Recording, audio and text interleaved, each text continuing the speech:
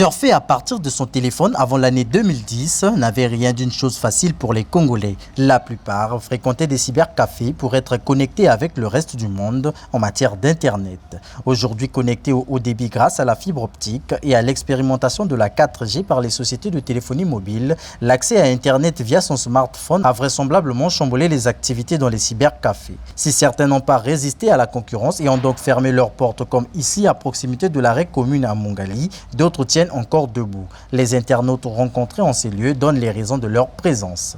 Si j'ai choisi de naviguer sur le cybercafé parce que le travail que je veux faire demande que je sois au cyber que par rapport à mon téléphone. Et là, on est venu mettre une chanson sur une vidéo sur YouTube. Donc, comme la vidéo pèse donc, par rapport au cyber et au téléphone, donc le cyber c'est mieux. Je travaille sur Excel Word. Je suis en train d'établir un fichier Word, disons en écrivant un dossier. Mais pourquoi alors travailler sur Word dans un cybercafé? Bon, le fait est que j'ai un laptop, mais j'ai un souci avec mon ordinateur qui me fait venir dans ce cyber à travailler sur Word. Dans les rues de Brazzaville, les jeunes Congolais s'affichent désormais avec fierté un smartphone en main. Dans ces téléphones, des applications modernes de communication virtuelle comme WhatsApp et les réseaux sociaux tels que Facebook et Twitter. La création des points d'accès Wi-Fi gratuits dans différents coins de la ville par Congo Télécom et la multitude des forfaits à mini-prix que proposent les sociétés de téléphonie mobile MTN et RTL Congo ont convaincu bon nombre de jeunes à tourner le dos au cybercafé. En fait, ce qui m'a amené ici, c'est l'Internet gratuit.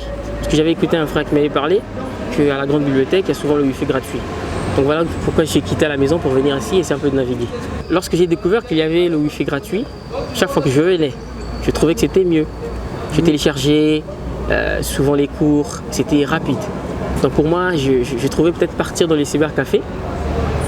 Ce n'était pas trop bon pour moi, puisque j'avais découvert une partie où j'allais quand même me bénéficier d'avoir un Wi-Fi gratuit et qui était tellement trop rapide. La fourniture de connexion Internet, vocation première des cybercafés de la capitale congolaise, a laissé la place à d'autres services. Le temps est à la diversification, un argument de poids pour attirer du monde. Normalement, la différence n'est pas vraiment si importante, mais ce qui nous rend encore dans les cyber, c'est le fait que tout matériel soit regroupé dans un cyber. Donc on peut en même temps avoir un scanner qui pourra nous permettre de scanner un fichier et puis l'envoyer directement. Or que si on était juste en face de notre téléphone, ça serait une tâche difficile à réaliser. Donc d'où le cyber nous attire toujours. Le Congo, qui s'est vu le nombre de ses internautes mobiles augmenter de 7% en une année, semble bien inquiéter les cybercafés dont la disparition n'est plus qu'une simple question de temps.